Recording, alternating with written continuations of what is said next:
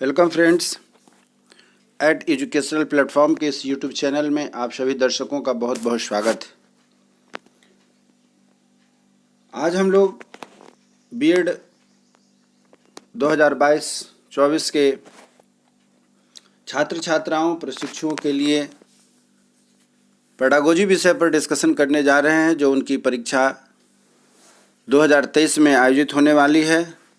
लगभग सभी विश्वविद्यालयों में प्रथम वर्ष की परीक्षा फॉर्म फिलअप होने की प्रक्रिया शुरू हो चुकी है। कई जगह फॉर्म फिलअप हो चुके हैं, कई जगह चल रहे हैं और कई जगह आने वाले हैं। वैसी स्थिति में हम सबों के लिए यह बहुत महत्वपूर्ण बात होती है कि छात्र छात्राओं को ऐसे तैयार किया जाए कि उनकी परीक्षा अच्छे से जाए और अच्छे अंक लेकर के एक अच्छे शिक्षक के रूप में समाज को अपनी सेवा दे सकें। इसी सिलसिले में आज की जो हमारा कड़ी है उसमें हम लोग पेडागोजी के विषय में चर्चा कर रहे हैं। इसके पहले लगभग सभी विषयों का मैंने पेडागोजी दे रखा है।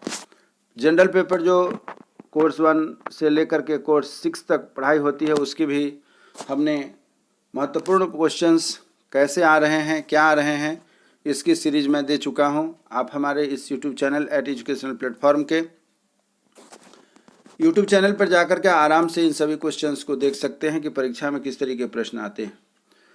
ज़्यादा समय नहीं लेते हुए अपने सीधे काम की बात पर आता हूं कि यह पेडागोजी जो हम लोग लिखने जा रहे हैं, यह 50 नंबर का पेपर होता है, जिसमें 40 आपको थ्योरी लिखनी होती है।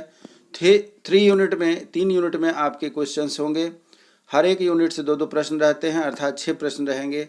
6 प्रश्न में से 3 प्रश्न देने रहते हैं और उसी पैटर्न को ध्यान में रखते हुए मैंने भी ज़्यादा क्वेश्चन आपको नहीं दिया हुआ है। कैसे प्रश्न पूछे जा रहे हैं, परीक्षा में कैसे प्रश्न पूछे जाते हैं, इन सबों को विशेष करके हमने यहाँ पर उद्धृत करने का प्रयास किया है। 40 नंबर की थ्योरी होती है और 10 नंबर आपके असाइनमेंट में होते हैं। उम्मीद करता हूँ कि यदि आप हमारे इस प्रश्नों को फॉलोअप करते हैं तो निश्चित रूप से आप 40 में 40 क्वेश्चन के जो मार्क्स आएंगे उसको आप अटैम्प्ट कर सकेंगे। अच्छे से उत्तर लिखने पर अच्छे अंक आएंगे, लेकिन कम से कम आपको सभी प्रश्नों के उत्तर आने तो चाहिए। यह बहुत महत्वपूर्ण बात होती है। इसी के लिए हमारा प्रयास है कि आप जो तैयारी करें वह एक ऐसी तैयारी हो कि परीक्षा में क्वेश्चन छूटनी नहीं चाहिए। इसी बात को ध्यान में रख करके हम यह आए दिन आपको क्वेश्चन दे रहे हैं। अब मात्र हमारे पास जो बचा है, आप यदि नए दर्शक हैं तो आपको बताना चाहता हूं कि अब हमारे पास मात्र आपके साइंस पोर्शन का पेडागोजिकल इम्पोर्टेंट क्वेश्चन देना है। बाद बाकी सभी मैं दे चुका हूं। बीएड फर्स्ट ईयर की जो 2023 में परीक्षा होने वाली है, तो आप यदि नए हैं तो कृपया हमारे इस यूट्यूब चैनल को सब्सक्राइब करें, जिससे कि आपकी फर्स्ट ईयर की परीक्षा संबंधित, शिक्षा और रोजगार से संबंधित जो भी सूचना हो आपको जो मैं दूं, तो सबसे पहले आपके पास नोटिफिकेशन पहुंचे। आज हम लोग इकोनॉमिक्स, कॉमर्स और कंप्यूटर पर आधारित जो आपका पेडागोजी पेपर है उस पर डिस्कशन करने जा रहे हैं। केवल साइंस पेपर, साइंस से भी primary, biological science, physical science और मैथमेटिकल साइंस, इसकी एक लास्ट एपिसोड आने वाली है, जिसको कि आप देख करके अपने सभी विषयों की तैयारी कर सकते हैं। और आगे बढ़ते हुए आपसे यही उम्मीद करता हूं कि आप हमारे चैनल पर यदि नए हैं तो कृपया इसे सब्सक्राइब करें, और पुराने हैं तो इसे लाइक, शेयर तथा कमेंट्स जरूर दें, जिससे कि हम आपके लिए जो कुछ भी नया हो सकेगा शिक्षा और रोजगार से जुड़ी हुई बात को लेकर के उपस्थित हो जाएंगे। आगे बढ़ते हैं।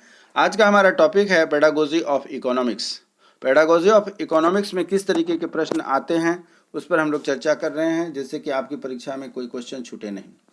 अर्थशास्त्र शिक्षण में आईसीटी की भूमिका का मूल्यांकन करें। यह प्रश्न संख्या 1 है, जिसमें कहा गया है कि अर्थशास्त्र शिक्षण में आईसीटी की भूमिका का मूल्यांकन करें।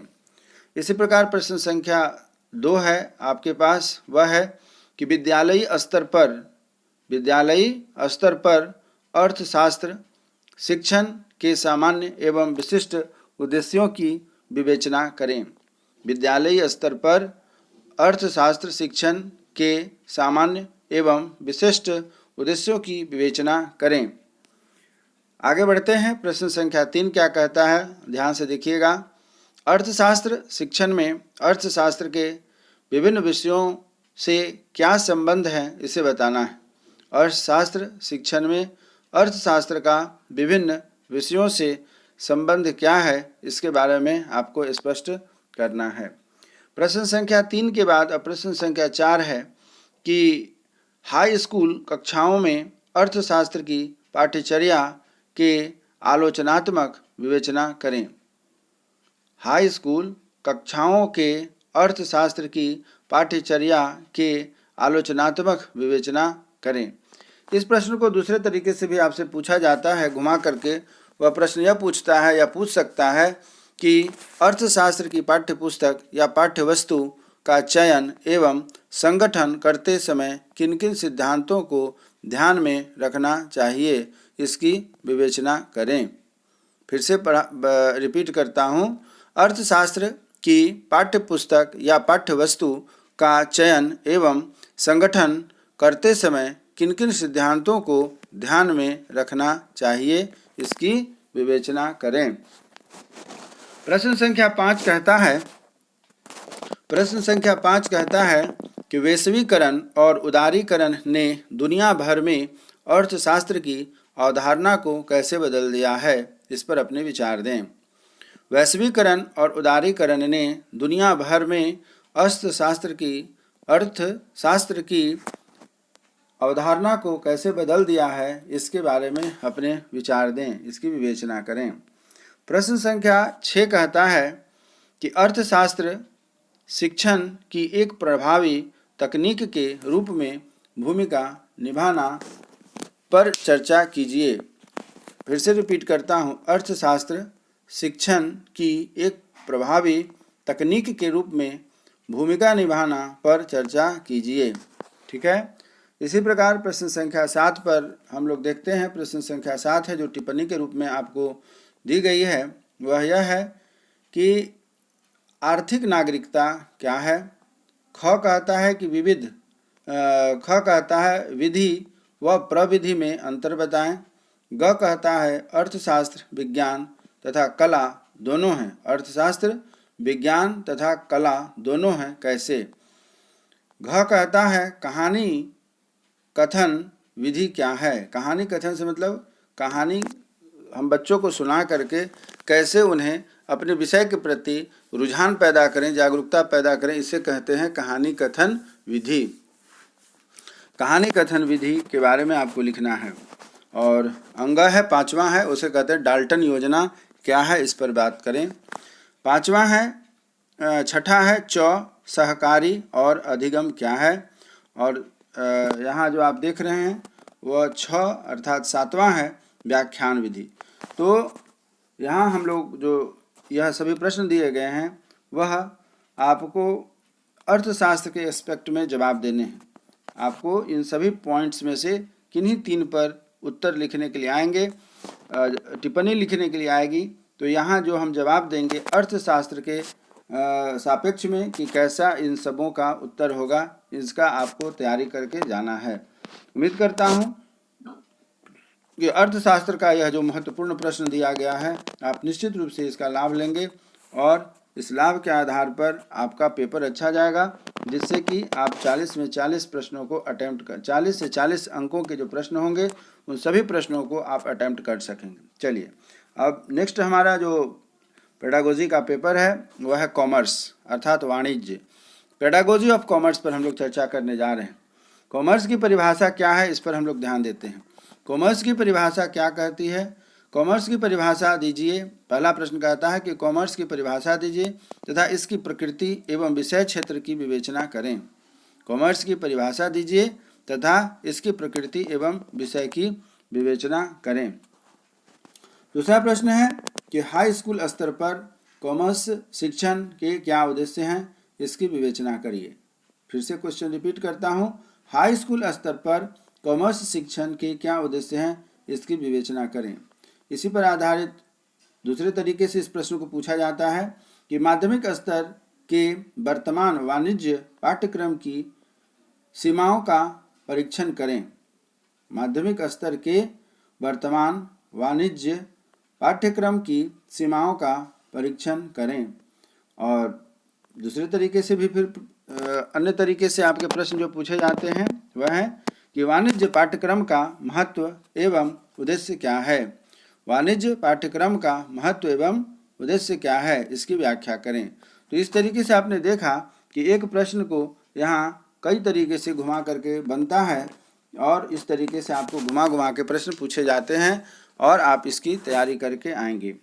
प्रश्न संख्या 3 जो है हमारे पास वह यह है कि पाठ्यक्रम क्या है। पाठ्यक्रम क्या है, इसके निर्माण के सिद्धांतों की व्याख्या करें। पाठ्यक्रम क्या है, इसके निर्माण के सिद्धांतों की व्याख्या करें। ठीक है। अगला प्रश्न है प्रश्न संख्या 4।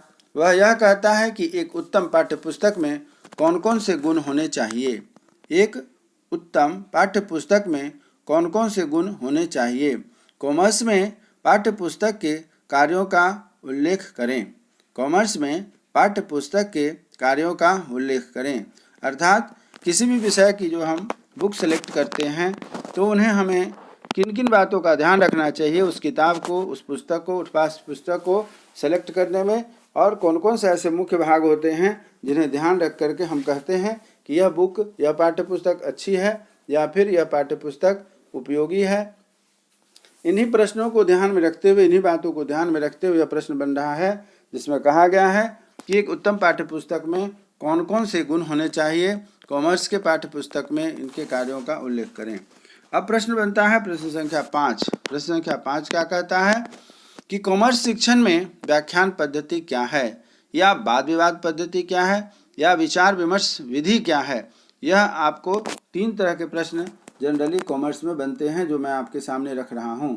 प्रश्न यह है कि कॉमर्स शिक्षण में व्याख्यान पद्धति क्या है, वाद विवाद पद्धति क्या है, विचार विमर्श पद्धति या विधि क्या है, इसके महत्व को बताना है।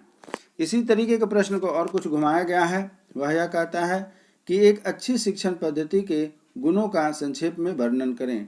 आप जिन भी शिक्षण पद्धति, जैसा कि ऊपर में आप देख रहे हैं, व्याख्यान पद्धति, वाद विवाद पद्धति, विचार विमर्श पद्धति या विधि जो बताई गई है, उसमें से जो भी आपको अच्छा लगता है उसको संक्षेप में आपको वर्णन करना है। यही इसलिए हमने यहाँ जो प्रश्न दिए हैं वह यह कि कैसे घुमा करके प्रश्न पूछे जाते हैं।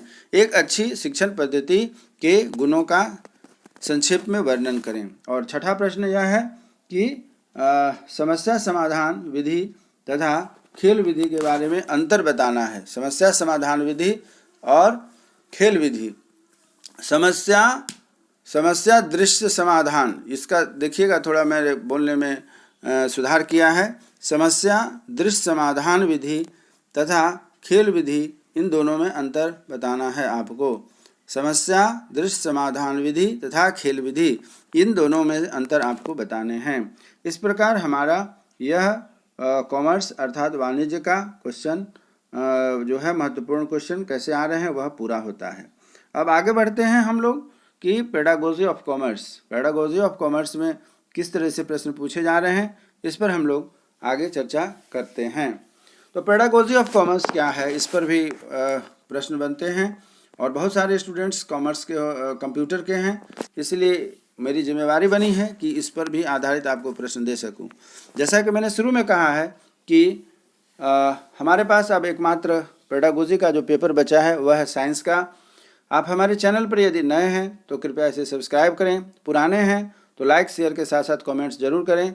आपको कैसा लगा, कहाँ सुधार की आवश्यकता है और किस तरीके के सुधार की आप उम्मीद करते हैं, तो इससे क्या है कि हमें आपके लिए जो वीडियो बनाती है उसकी गुणवत्ता सुधारने में बहुत ही मदद मिलेगी। तो आप निश्चित रूप से हमें कमेंट्स के माध्यम से प्रयास करें कि जो सुझाव हो सकता है या शिकायत हो सकता है उसे दर्शाने का आप प्रयास करें। चलिए पेडागोजी ऑफ कॉमर्स कंप्यूटर पर हम लोग चर्चा करते हैं। पहला प्रश्न यह कहता है कि भूमंडलीकरण के इस दौर में विद्यालय पाठ्यचर्या में कंप्यूटर शिक्षण के स्थान की व्याख्या करें। भूमंडलीकरण के इस दौर में विद्यालय पाठ्यचर्या में कंप्यूटर शिक्षण के स्थान की व्याख्या करें। प्रश्न नंबर 1। प्रश्न नंबर 2 है कि शिक्षण विषय के रूप में कंप्यूटर विज्ञान के महत्व को स्पष्ट करें। कंप्यूटर के विकास के इतिहास का वर्णन करें। फिर से रिपीट करता हूँ, शिक्षण विषय के रूप में कंप्यूटर विज्ञान के महत्व को स्पष्ट करें, कंप्यूटर के विकास के इतिहास का वर्णन करें। यह हो गया कंप्यूटर प्रश्न संख्या 2। प्रश्न संख्या 3 कहता है कि अनुदेशात्मक उद्देश्यों की अवधारणा को स्पष्ट करें। यह कंप्यूटर साइंस के सापेक्ष में आपको जवाब देना है, एस्पेक्ट में। कि प्रश्न नंबर 3 कहता है अनुदेशात्मक उद्देश्यों की अवधारणा को स्पष्ट करें। प्रश्न संख्या 4 कहता है कि एक विषय के रूप में कंप्यूटर विज्ञान शिक्षण के लक्ष्यों का वर्णन करें। एक विषय के रूप में कंप्यूटर विज्ञान शिक्षण के लक्ष्यों का वर्णन करें। एक विषय के रूप में कंप्यूटर विज्ञान शिक्षण के लक्ष्यों का वर्णन करें। या दूसरे तरीके से इस प्रश्न को और भी पूछा जाता है, उचित उदाहरणों के साथ कंप्यूटर विज्ञान शिक्षण के लक्ष्यों का वर्णन करें। उचित उदाहरणों के साथ कंप्यूटर विज्ञान शिक्षण के लक्ष्यों का वर्णन करें। यह था प्रश्न संख्या 4। प्रश्न संख्या 5 क्या कहता है, इस पर ध्यान देना है कि प्रश्न संख्या 5 क्या है। प्रश्न संख्या 5 कहता है कि कंप्यूटर विज्ञान शिक्षण में निम्नलिखित विधियों के महत्व का बारे में बताएं। कंप्यूटर विज्ञान शिक्षण में निम्नलिखित विधियों के महत्व के बारे में बताएं। और साथ ही साथ इससे जो जुड़े हुए मुख्य प्रश्न आते हैं उसमें है कि जैसे समस्या समाधान विधि के बारे में बताएं, प्रयोगशाला विधि के बारे में बताएं, विचार विमर्श विधि के बारे में बताएं, प्रदर्शन विधि के बारे में बताएं और असाइनमेंट विधि। ये कंप्यूटर विज्ञान शिक्षण के महत्वपूर्ण विधियां हैं जिनके माध्यम से हम लोग कंप्यूटर का ज्ञान बच्चों को, कंप्यूटर का शिक्षण बच्चों को हम लोग देते हैं। तो इस पर आधारित यह प्रश्न बनता है कि कंप्यूटर विज्ञान शिक्षण में किन किन विधियों का हम प्रयोग करते हैं, इसके बारे में आप जानकारी रखें तथा इससे रिलेटेड जो प्रश्न बनता है वह बच्चों से आप बताएं और उनके साथ डिस्कशन करें। इस प्रकार आज के इस एपिसोड में हमने पेडागोजी पर आधारित कॉमर्स, इकोनॉमिक्स और साथ ही साथ कंप्यूटर साइंस पर आधारित आपको जो महत्वपूर्ण प्रश्न दिए हैं, उम्मीद करता हूं कि यह दिया गया प्रश्न आपकी परीक्षा में बहुत ही कारगर साबित होगा और आपके जो 40 नंबर के यह थ्योरी पेपर होते हैं वह 100% आप अटेम्प्ट कर सकेंगे। इसी उम्मीद के साथ कि आप हमारे इस YouTube चैनल को शेयर, सब्सक्राइब तथा कमेंट्स दें और यदि नए हैं तो कृपया इसे सब्सक्राइब करें। चलिए, आप स्वस्थ रहें, मन लगा करके पढ़ें तथा फिर से एक नए वीडियो में हमारी आपकी मुलाकात होगी इसी उम्मीद के साथ कि आप स्वस्थ रहेंगे, मन लगा करके पढ़ेंगे तथा आपके प्रयास से हमारा भी हौसला बढ़ता है और बढ़ता रहेगा। तब तक के लिए जय हिंद, जय भारत।